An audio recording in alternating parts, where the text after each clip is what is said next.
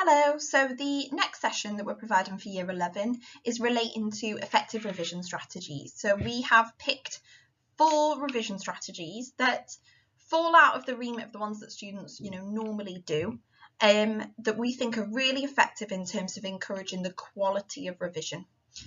Just as a quick warning, as we know, there's no easy and quick way to revise effectively for exams. We have to put the work in for revision to be effective.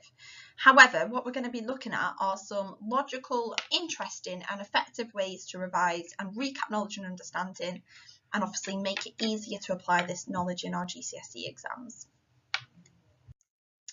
So just as a starting point, I've just taken some statements from students, and some of these may sound familiar as statements that you hear from your son or daughter.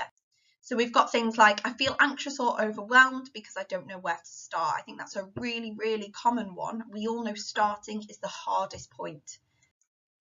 I revise topics I already know rather than tackling hard work. So much more common than we would believe. If we're able to reflect on when we last revised, you probably do recognise this in yourself. I particularly recognise it in work in terms of I will do the jobs and tasks that I want to do, and then at the bottom of my to-do list there's the things that I never quite get around to, which are the things that I'm putting off and avoiding that are much harder.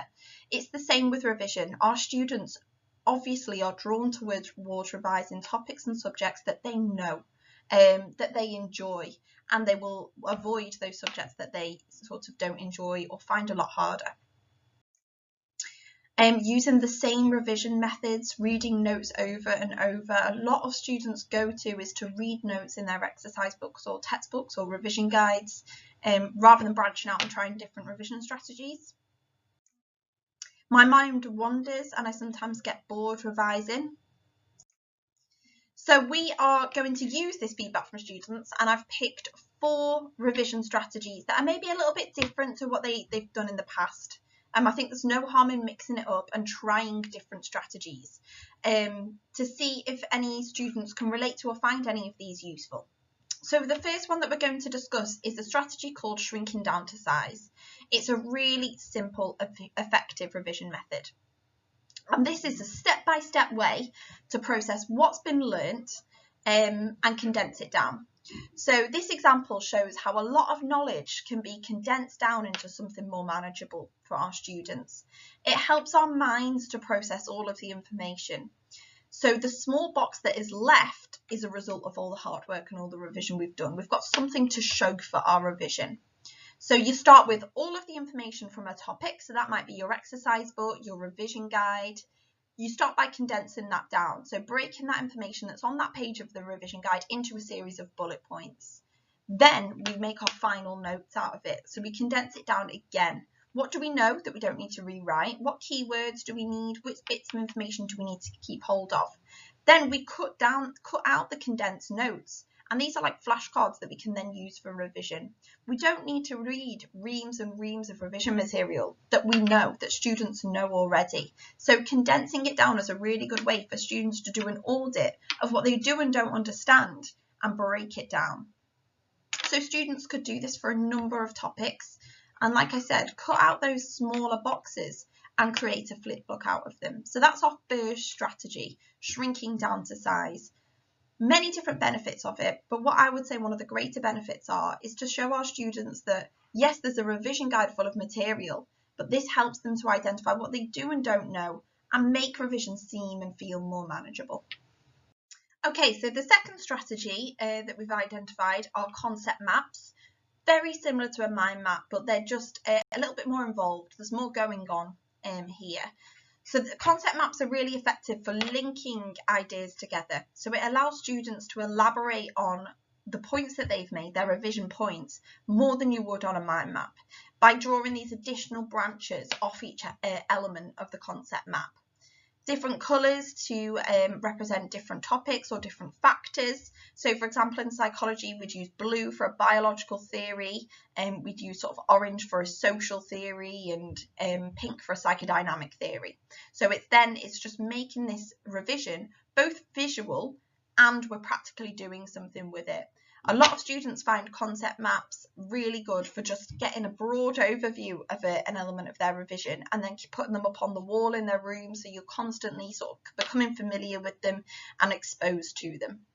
Adding diagrams is essential on these as well. So if you're doing it for a subject such as science, you can add small diagrams that you're then going to become more familiar with and see, which will really support revision. The third strategy might be a new one to a lot of students, and this is something called a 60-minute takeover. This is a good way to ensure that students aren't over-revising, which sounds unusual, but it is actually an issue. So this technique allows students to spend short bursts of time revising parts of a particular topic. So what you can do here is you basically organise the sheet, and we've got these sheets in school, we can dish these out to students that would like them. And you basically organise your 60 minutes into smaller sections. So you can put as many sections on this sheet as you like. So as you can see on the example here, we've got sort of 10-minute slots for each of these different subtopics. If a student is studying a smaller topic or they're rushed for time, they could cut it down to a 30-minute revision session and decide how they're going to split their revision across those 30 minutes. So as you can see here, we've sort of said that we're going to spend 10 minutes on latitude and longitude, 10 minutes on compass directions, and you spend the 10 minutes filling in that segment of the sheet. So students can just do this on an A3 worksheet, put the dot in the middle, split it into the sections that they want to work through, and there you're creating a really good revision resource that you can refer back to and read over, but you're making sure that you're dedicating that burst of revision to doing something really productive. And then the fourth strategy is snap key terms cards. So a lot of students favour flashcards. They like creating sets of cards with keywords on and definitions on the back or definitions on a different card. I think these are a really good method so that we're becoming more involved with these key terms cards, because what I find is that a lot of our students are creating them and then they have a pad of key terms cards that sort of sits there, and once they've been made, they're redundant. Is getting somebody to test you with them. So this can be something that was done at home or with a friend in school. And this is a great way of recalling the most important words in the topic and making sure you know the definitions of those words correctly for the exam. So you could do like a snap game where obviously you've got one card with the key term and one card with the definition and you're matching them up, or even just where a friend or a parent would read out the term on the card, turn it over and see if the student is able to recall the definition of that term. And that's something that we can use in every single subject. So it's really, really good for using across the broad range of subjects that we've got. There are 4 revision strategies that we're sort of suggesting to students to maybe try and incorporate 1 or 2 of them into their revision, building them into what they're already doing, particularly if they're feeling like they're not sure how to get started or what to do or how to revise, or if there's someone that favours just reading their notes at the moment.